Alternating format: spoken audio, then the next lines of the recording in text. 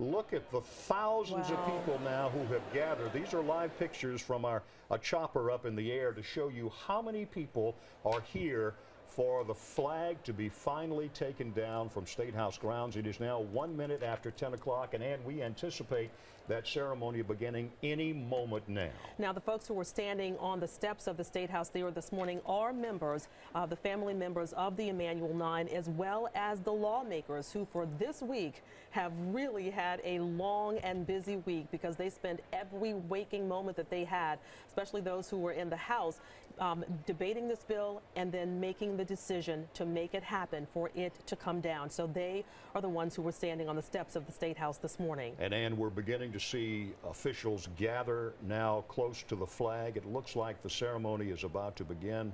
Certainly the governor will be there. We saw Mayor Riley. We have seen the Reverend Jesse Jackson.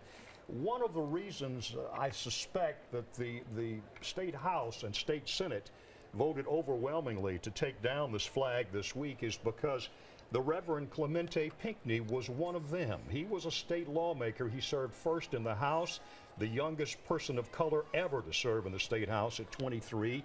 Then he became a state senator, and many people not only knew Reverend Pinckney, but also thought he was a wonderful man, and he certainly, and was one of the reasons this debate over the flag became reignited, in addition to the tragedy of the other 8 people who were slaughtered at Mother Emanuel. We remembered seeing his desk inside of Senate chambers draped with that black cloth showing the death and his absence from the Senate on the day after that shooting, after he had been confirmed as one of the victims in that shooting.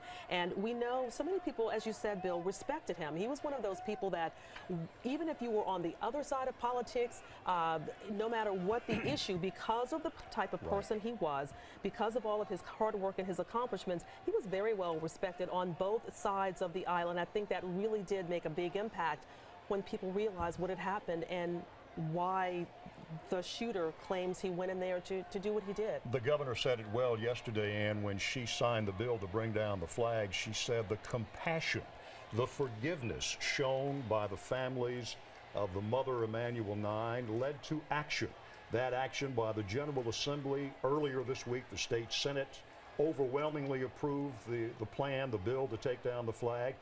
Then they threw it over to the House, and you heard Low Country Representative Jenny Horn get a little emotional as she said it's time to take down the flag. And after her emotional plea, indeed, the State House voted overwhelmingly to take down the Confederate flag. Then they sent it to the governor for her signature. A big signing yesterday. She used 13 different pens, one each for the families of the Mother Emanuel 9, 2 for herself, 1 to 2 governors who helped bring down the Confederate flag. These are live pictures at 4 minutes after 10 o'clock on this Friday morning as we anticipate and wait any moment now for that flag ceremony to begin to get the flag off State House grounds. Wow, the people there now so into the thousands, Bill, they're almost starting to look like ants there as they fill every inch right now of the grounds there at the State House. CBS News is there. One of their reporters is there covering the event, and he says the sound is almost deafening because the crowd is chanting,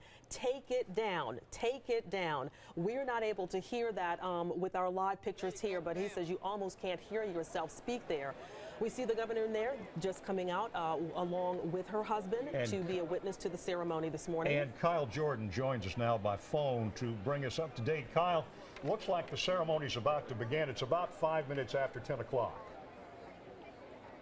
5 minutes ago, the crowd, the same crowd that has been chanting a number of different things, was chanting, "It's 10 o'clock, it's 10 o'clock." I think the anticipation for folks who have been waiting some 15 years and some for a lifetime for this moment, and they were anxious to see it start.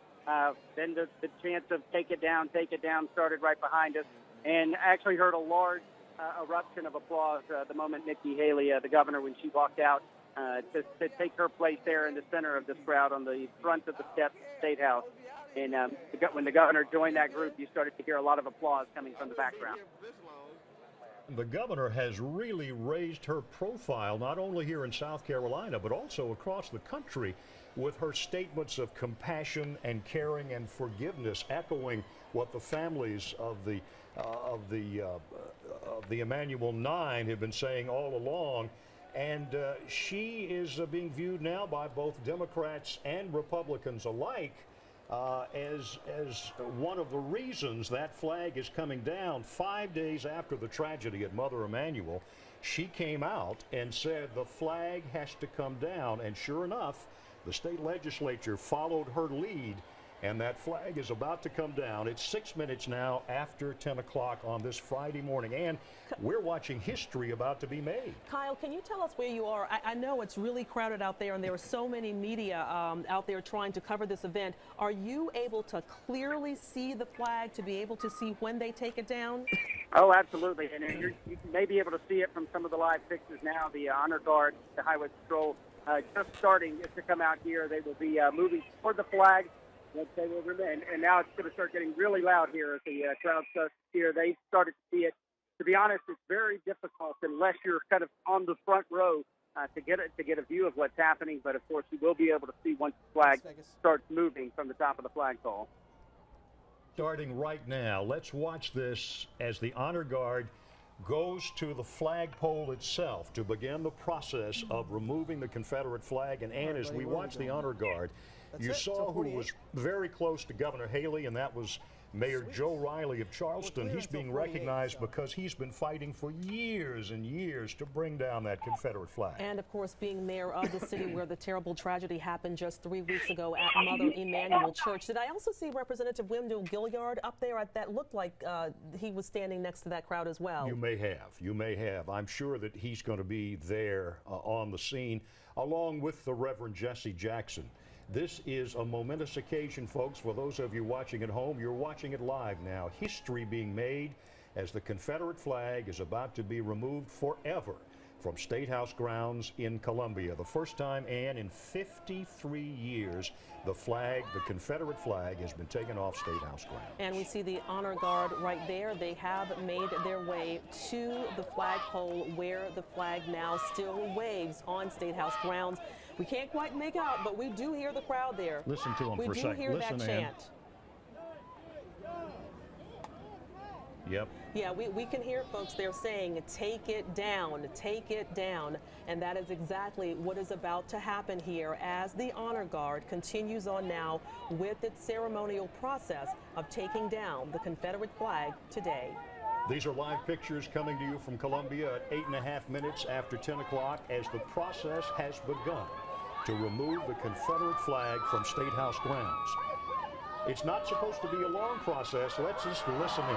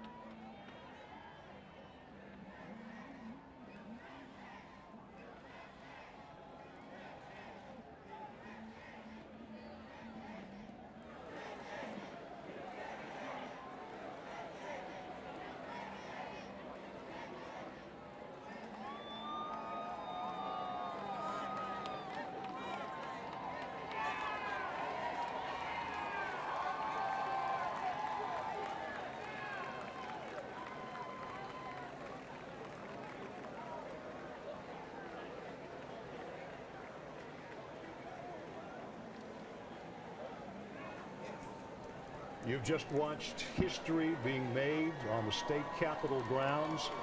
At 9 minutes after 10 o'clock, the flag was taken off State House grounds. The whole process took 3 minutes, roughly. There's former Governor David Beasley, along with current Governor Nikki Haley, who is partly responsible for energizing the legislature to take down the flag. These people, and here on State House grounds, along with our viewers and you and me, have just seen history made as we look at State Representative Wendell Gilliard. We heard the chants out there. They went from "take it down," one woman was saying "thank you, Jesus," and then the crowd started chanting "USA." You know, it seems a little bit ironic to me that the flag, which has stirred so much controversy, the Confederate flag, which as you see is now gone, was removed in so short a time. The flag was up there for 53 years, at the Soldiers Monument for 15 years, and it was taken down in a mere 3 minutes. That flag was taken down, folded properly in a very dignified manner by an honor guard from the Department of Public Safety here in South Carolina. Then it was handed carefully over to the director of the relic room at the State Military Museum, where the flag will be housed in perpetuity. The Confederate flag no longer atop the Confederate Soldiers Monument, no longer on State House grounds at all after having been on the grounds for 53 years. You okay, Ann? Yes, it's kind of an emotional time for all of us. This is something that many of us thought we would never see in our lifetimes. As you look at the thousands of people on State House grounds, this is from a helicopter high above. Look at the thousands of people there who've come to witness history being made. At 15 minutes after 10 o'clock, the Confederate flag no longer flying on State House grounds. And the reason, quite frankly, folks, the flag was taken down is because of the tragedy at the Mother Emanuel AME Church, the Mother Emanuel AME 9. Then 5 days after the tragedy, the governor said it's time to take it down.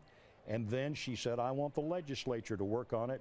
The state Senate did first, then the State House did. She signed it into law yesterday, and she said the compassion and forgiveness shown by the families of the Mother Emanuel 9 turned into action. And in fact, it did turn into action. That flag taken down now about 7 minutes ago. You're looking at live pictures of the crowd at the State House in Columbia for this historic occasion. You and I, Ann, and all of you watching at home have just seen history made in South Carolina. You want to toss it to Kyle? Kyle, have you had a chance to talk to anybody out there? Check. It's funny sitting here watching it. I didn't think I'd get so emotional about that, but And really we're does talking to mean a people lot. here.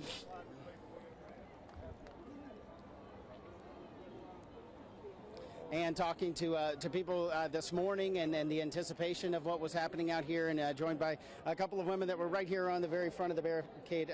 Shamika, is that right? Absolutely. Tell me what it felt like. We could hear the applause the moment they started cranking that thing down.